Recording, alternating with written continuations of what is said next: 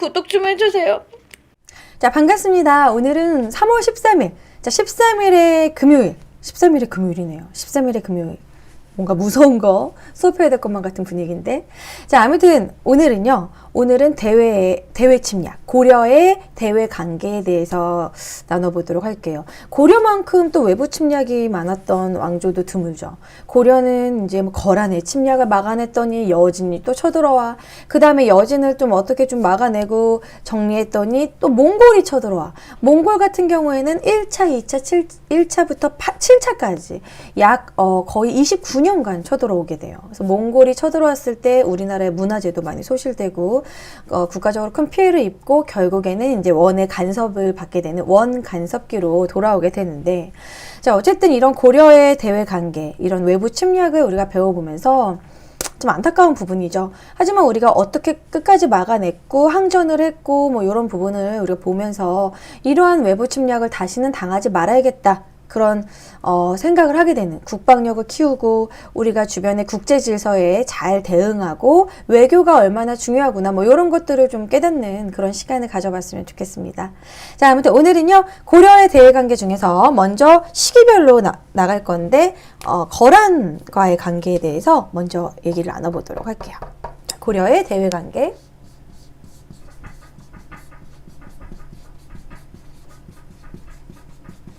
제가 이거 지금 물백무 심을 바꿨는데 지금 가늘게 나오죠. 거란 먼저. 자, 고려의 대외관계 거란 쪽부터 먼저 나눠볼게요. 좀 쓰다 보면 좀 두꺼워져요. 자, 초기부터 10세기.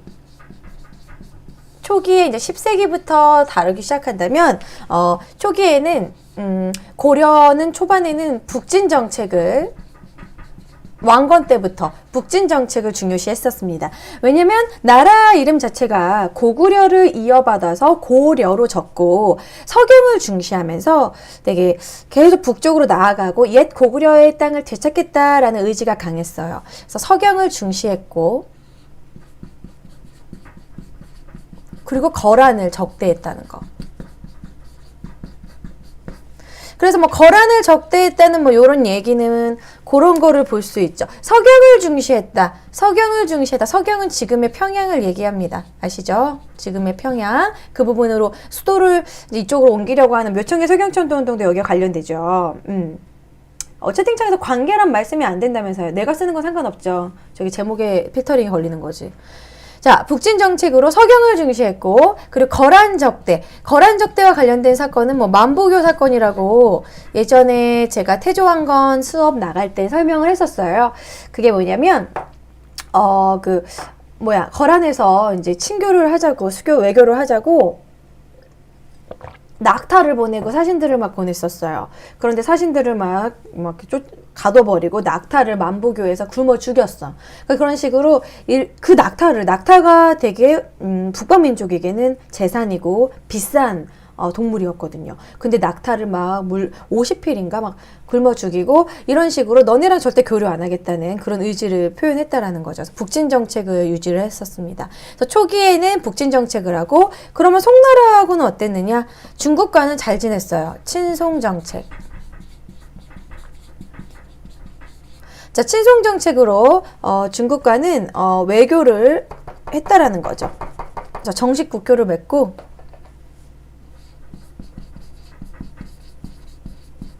정식 국교를 맺고 거란을 견제하기 위해서 송나라와는 잘 지냈다는 거. 그러니까 초기에 이런 분위기니까 당연히 거란이 쳐들어오겠죠.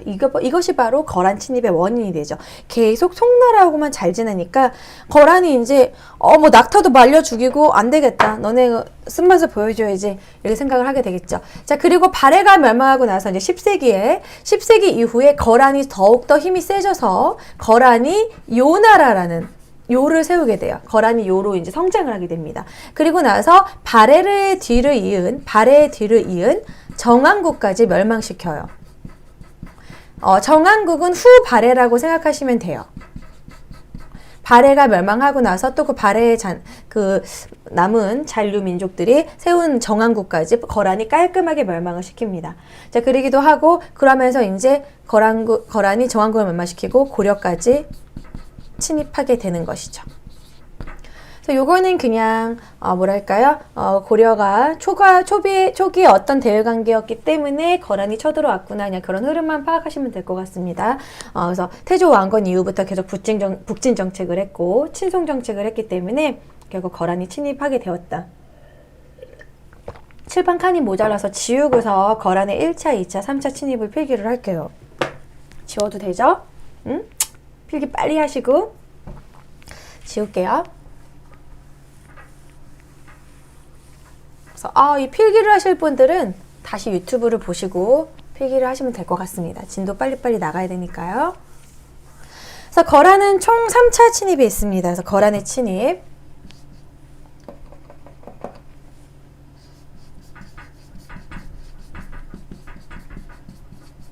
이렇게 하면 머리통 되게 커 보이지 나. 여기 붙어서 해야겠어. 이렇게 하면 얼굴 작아 보이는데. 자, 거란의 침입. 1차, 2차, 3차. 어제 저도 술을 한잔 했는데 3차까지 마셨는데. 자, 어쨌든 기본이 3차죠. 자, 1차, 2차, 3차. 그래서 거란의 침입 1차, 2차, 3차부터 살펴봅시다. 자, 1차는 이제 친송 정책을 빌미로 쳐들어옵니다. 자, 1차 같은 경우에는 소손영이 소손영이 80만, 많이도 데려왔어. 80만 군대가 아주 그냥 야심을 가지고 엄청난 개떼같이 80만 군대가 쳐들어왔는데, 분위기가 이때 80만 군대랑 싸웠으면 우리가 이기지 못했을 수도 있어요. 그래서 서희가 머리를 잘 쓴 거죠. 뭘로? 말빨로. 예. 뭐야 그런 속담 있잖아. 말 한마디로 천냥빚을 갚는다? 뭐 이건 그런 식으로 말빨로 해결을 합니다. 서희의 외교 담판. 그리고 사실 서희는 무인도 아니었잖아요. 그죠? 문과잖아요. 문신이었죠. 서희의 외교 담판으로 어떤 식의 외교 담판을 하냐면 그 내용은 사료 같은 거 많이 보셨을 거예요.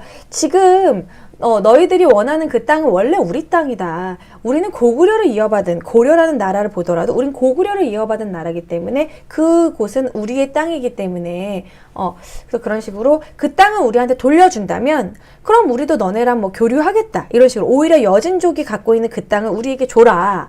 그러면 너네랑도 좀 교류를 하겠다. 뭐 이런 식으로 얘기를 하는 거죠. 그래서 오히려 강동육주를 얻게 됩니다.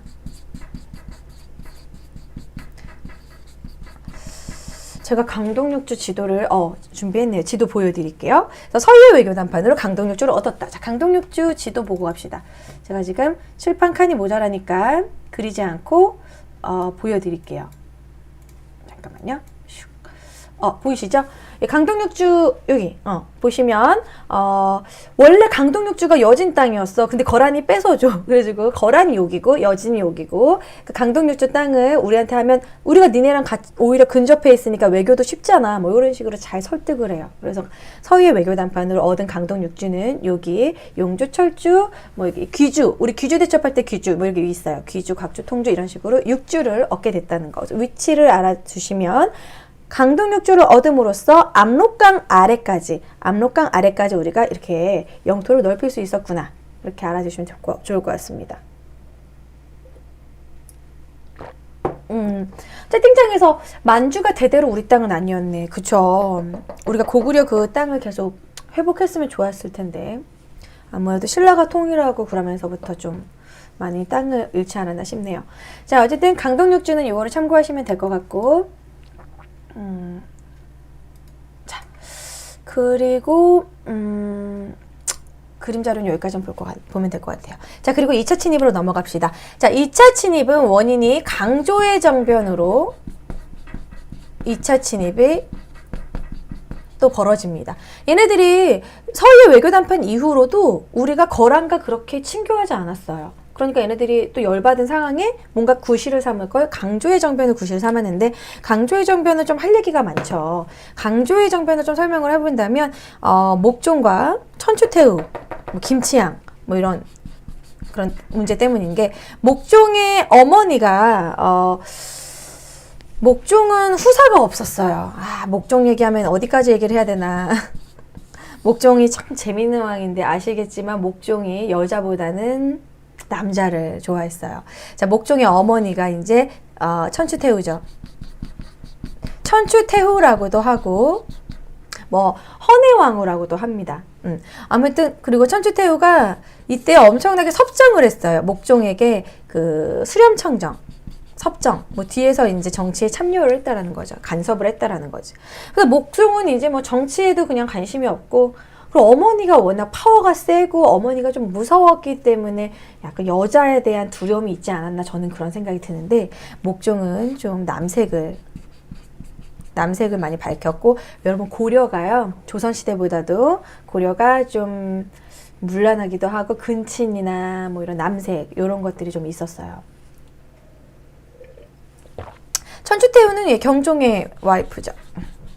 경종과 천추태후 사이에 나온 게 목종인데, 경종이 천추태후 말고도 그 밑에 헌정왕후라고 동생도, 이복 동생도, 그러니까 근친이 되게 많아. 헌해왕후. 헌해왕후가 천정왕후. 이 동생이 서로 저거야, 시스터야, 저기 자매야. 그런데 두 남편이 똑같은 거예요. 그러니까 이런 것도 뭐 근친일 수 있죠. 처제랑 결혼한 거잖아요. 그래서 이때는 좀 왕실끼리 결혼이 많았어요. 근친이 많았어요. 근데 후사가 천추태후밖에 없었어. 목종밖에 없었어. 그리고 나서 헌정왕후는 사가로 가. 경종이 죽고 나고 사가 자기 집으로 갔는데, 사가에서 자기의 작은 아빠랑 젊은 작은 아버지랑 또 그 사이에서 아기가 나오는데, 걔가 바로 왕순이에요. 이게 나중에 현종이 돼요. 후에 현종. 그래서 뭐 대량 원군이라고 하거든요. 그래서 어쨌든 목종은 남색을 밝히고, 이때 목종이 좋아했던 애 이름이 뭐더라, 되게 이름 재밌는데, 유행간. 유행간이라는 애가 얼굴이 그렇게 이쁘고 배곡 같고 일종의 꽃미남이었대요. 그래서 그냥 유행간하고 맨날 막 남색을 즐기고, 애날 생각 안 하. 후사가 없어. 자, 후사가 없는 분위기에서 또 천추태후는 본인의 권력을 이용해서, 원래 이제 내연남이 있었어요. 예전부터 어렸을 때부터 첫사랑이 있었어. 김치향이라고 있었어. 이거는 스토리니까 그냥 그러려니 하고 들으세요. 외울 필요 없습니다. 외우지 말고 그냥 대충 이해만 하시면 될 것 같아요. 그래서 김치향이 이제 내연남이 있었는데, 그래서 김치향은 뭐 이제 절에 승려로도 가 있고 그랬는데, 김치향을 불러들여요. 그래서 아예 대놓고 그냥 김치향이 집을 지어주고, 대놓고 이제 김치향이랑, 경종이 이미 죽었기 때문에 김치향이랑 이제 즐기는데, 결국 이제 아들이 나와. 그래서 이제 천추태후는 야욕을 이제 나타내는 거죠. 어차피 목종의 후사가 없기 때문에 자기의 아들을 왕위에 오르고 싶어 해요. 그리고 천추태후가 그 왕건의 손녀예요. 그러니까 자기가 왕건의 태조 왕건의 적통이고, 그리고 자기의 아들이기 때문에 충분히 왕이 될 수 있다고 이렇게 생각을 했어요. 그래서 이제 그 아들을 세우려고 하면서 누구를 없애려고 하냐면, 왕순하고 사이가 안 좋은 거지. 얘가 자기 동생이 낳은 아들이잖아요. 어떻게 보면 조카죠. 조카인데도 불구하고 이 왕순을 죽이려고 엄청나게 자객을 보내기도 하고, 어렸을 때 왕순을 머리를 빡빡 깎여가지고 승려로 만들어서 절에다가 아예 가둬버리고, 그 절에다가도 자객을 많이 보내요. 근데 현종이, 그러니까 참 이 왕순이 어렸을 때부터 참 안타까운 왕이지. 그런데도 다행히 살아남아. 그리고 이 어머니는 또 심지어 자기를 낳다가 죽었어. 그러니까 어렸을 때부터 엄마 사랑도 못 받아. 그리고 자기 이모한테, 큰 이모죠. 이모한테, 천추태후한테 구박받아. 맨날 자객을 보내가지고 죽음 당할 뻔해. 그래서 계속 이제 이렇게 불우한 어린 시절을 보내다가 결국엔 현종이 왕이 되는데, 왕이 되는 이유는, 자, 천추태후가 이렇게 아들을 세우려고, 자기 아들을 왕이 세우려고 하고, 요런 분위기에서 이제 목종이 자기를 호위해달라고 해가지고 강조를 불러들여요. 강조는 이제 무인이었어요. 무사. 그래서 강조를 들여보내는데, 이때 소문이 목종의 그 궁궐에 불이 나는 그런 사건이 일어났었거든요. 근데 이 불이 난 것을 자기 어머니가 나를 죽이려고 불을 냈다 해가지고 알아누워, 목종이. 근데 그 사건 때문에 소문이 목종이 죽었다는 이런 헛소문이 돌아요. 그래서 강조가 목종도 어차피 죽었고 천추태후랑 김치향을 모두 쓸어버리리라 하고 딱 왔는데, 목종이 어머 안 죽었네? 살아있네? 그래서 목종은 그냥 폐위시키고 천추태후, 김치향과 이 아들을 모두 싹 천추태후는 안 죽여요. 김치향과 아들을 죽여버리고, 천추태후는 그래도 파워가 있었기 때문에 예우를 해준 건지 죽이진 않고 쫓아내요. 그리고 이제 현종을 왕위로 세우게 됩니다. 아무튼 이게 강조의 정변이에요. 그러니까 심플하게 얘기한다면 목종을 패하고 현종을 왕위에 올리는 사건인데 그 이유는 이제 천추태후와 김치향이 아들을 자기 왕으로 세우려고 하는 그 이유 때문이겠죠. 마이크가 이렇게 하겠다. 잘 안 들렸죠. 자, 아무튼 이런 스토리는 그렇게 아시면 될 것 같고요. 아무튼 왕순이 현종이 왕위에 오르게 된다는 거. 그래서 강조의 정변을 구실로 괜히 이제 거란 애들이 너네 왜 왕을 쫓아냈어? 뭐 이런 식으로 구실을. 니네 완전 지금 분위기 개판이구나 이러면서 그럼 쳐들어와야지 이러면서 이제 거란이 쳐들어오게 됩니다. 그래서 강조의 정변을 구실로 거란이 침입을 해요. 현종 때. 자, 그러면은 이때는 소손영 1차 침입 때는 성종 때 쳐들어온 거면, 그리고 이제 목종이 폐위되고 나서 서해 외교談判 이후로 목종 때는 분위기 좋았어. 그러다가 이제 현종 때 강조의 정변을 구실로 2차 침입을 하게 되는 거죠. 자, 그리고 이때는 개경까지 함락돼요. 분위기가 안 좋게 계속 당합니다. 경영이 함락되고 현종이 나조로 피신도 가고, 그래서 이제 계속 당하고 막 이런 분위기였어. 그래서 이때는 엄청나게 당했고, 그러고 나서 이제 결국은 현종의 친조 조건으로 외교를 했다? 철수했다. 이렇게 생각하시면 될 것 같아요. 철수하는 애들을 양규가 격파한 거. 그러니까 우리가 흔히 양규 격파라고 해서 우리가 막아냈구나 이렇게 생각하는데 그게 아니야. 2차 침입은 막아낸 건 아니고 우리가 되게 당했는데 아우 억울하다 그러면서 양규가 뒤에서 이제 철수하는 군대를 뒤에서 그냥 친 거예요. 그래서 이때는 당한 거라고 생각하시면 되고요. 현종의 친조 조건, 요 친조가 뭐냐면은 왕이 직접 가가지고 인사를 하는 걸 친조라고 합니다. 어떻게 보면 좀 굴욕적인 거죠. 그러니까 왕이, 한나라의 왕이 그 거란에 가가지고 뭐 이렇게 외교를 직접 하고 머리를 조아리게 하는, 그러니까 좀 굴욕 외교라고 생각하시면 될 것 같아요. 그러니까는 뭐 형제 맹약이라고 생각하셔도 되고, 형제 맹약이라고 했을 때 니네가 우리 아우, 뭐 부모의 나라, 뭐 이런 식으로 해가지고. 요즘 분필은 얇게 나오네요. 이게 물백목이에요. 이게 분필, 지금 집에서 분필로 하면 분필가루가 너무 날리니까 요즘 학교에서도 물백목 많이 쓰더라고요. 그래서 어쨌든 2차 침입 때는 원인을 여러분들이 아시면 좋아요. 강조의 정변 구실. 그래서 필기한 다음에 다시 한번 싹 정리를 할게요. 자, 그 다음에 이제 3차 침입이 있습니다. 3차 침입은 현종이 친조를 하기로 했지만 그래도 현종이 제대로 친조하지 않았고 거란으로 가가지고 인사하지도 않았어요. 그걸 거부했어요. 그거를 또 구실로 3차로 침입 오게 됩니다. 자, 3차 때도 또 현종 때 쳐들어오게 되죠. 친조를 하지 않은 조건으로, 그러면서 강동육주를 반환하라 그래요. 너네 강동육주 준 이유가 우리랑 교류하기로 했는데 교류 왜 안 하고 강동육주 돌려줘 이런 식으로 강동육주 반환 요구하면서 반환 요구로 침략.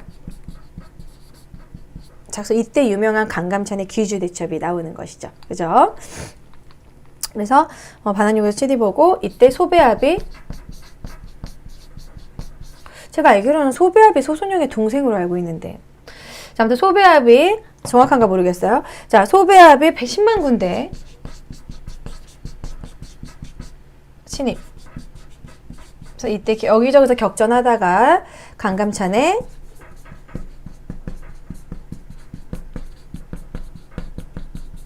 귀주대첩으로 마무리. 거란의 침입은 그래도 어느 정도는 좀 막아낸 거예요.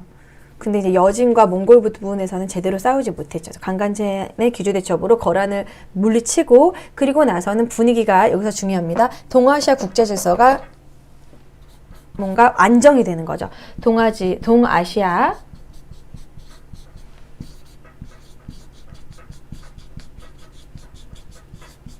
안정되는, 그러니까 팽팽한 힘이 균형이 생기는, 요거 그 지도가 있나? 아, 그 지도 없네. 네, 그려야겠다.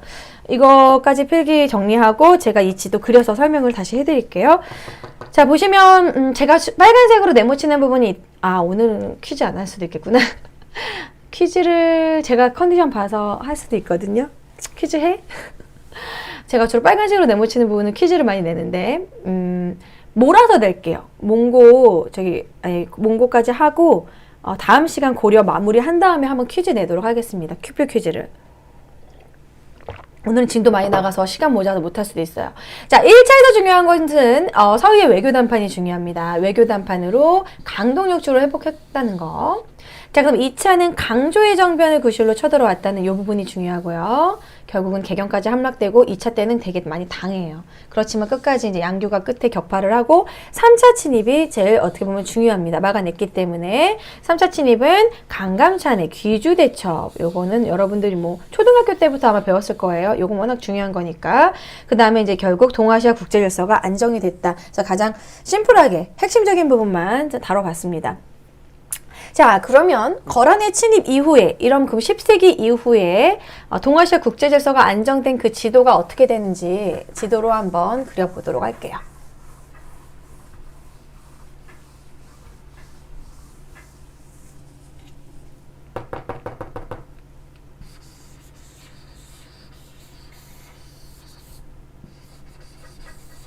그냥 간단하게 심플하게 그려볼게요.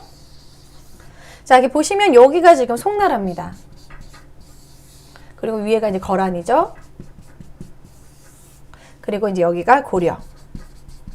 자, 이런 식으로 세 나라가 거란이 우리를 쳐들어왔지만 우리가 막아냄으로써 요 세 나라가 뭔가 좀 균형 있게 이렇게 균형을 유지하게 되는. 근데 물론 우리는 거란과 교류하지 않았고 송과는 잘 지냈고 얘네들이 사이 안 좋아. 뭐 이런 식으로 뭔가 10세기에 요것은 이제 10세기 이후에 국제 질서라고 할 수 있겠죠. 10에서 11세기 정도의 국제 질서가 이렇게 세 나라가 쟁쟁하게 이렇게 유지할 수 있었다. 이렇게 생각하시면 될 것 같아요. 자, 그래서 거란의 침입은 요 정도까지 하고요. 아, 중요한 거 제가 빼먹었네요. 아까 필기에 이어서 했어야 되는데 요 옆에다 적을게요. 자, 아까 그 필기에다가 화살표를 그으신 다음에 11세기 이후에 국방을 강화하게 됩니다. 자, 거란의 침입을 막아낸 뒤에 두 개의 성을 지어요. 아까 거기다 필기했어야 되는데 깜빡했어요. 자, 나성을 축조하고 천리장성을 썼습니다. 자, 강감찬의 건의로 나성은 개경주의에 방비하는 거죠. 개경주의의 뭐 방비 강화. 안 보이죠? 보이나? 개경주의 방비 강화. 뭐 강감찬의 건의로 나성이라는 거는 이제 개경 주변에다 쌓은 거예요. 자, 그 다음에 천리장성 같은 경우에는 압록강부터 여기 도련포에 이르는 요 정도 위치예요. 요 정도 위치. 강동육조로 회복하고 있다는 거. 여기 정도의 여진을 대비하기도 하고 거란을 대비하기 위해서 천리장성을 쌓습니다. 거란과 여진을 방어하기 위해서. 그래서 압록강부터 국경이 중요합니다. 압록강부터 도련포에 이르는 천리장성을 축조하게 된다는 거. 그래서 11세기 거란의 침입 이후에 두 개의 성을 쌓는다. 나성과 천리장성을 쌓는다. 나성은 지금 없죠? 남아있어요. 그리고 나성에 가면 편지를 띄우세요. 그 나성은 아니에요. 그 나성이 어느 나라더라? 미국인가? 그럴걸? 아무튼 그거 아니에요. 자, 어쨌든 그래서 이렇게 11세기에 10세기에 이런 일이 있었고 이렇게 국제 질서가 되고 나서는 이제 국방 강화하느라고 이렇게 두 개의 성을 쌓는다. 이렇게까지 해서 거란의 침입은 마무리하시면 될 것 같습니다.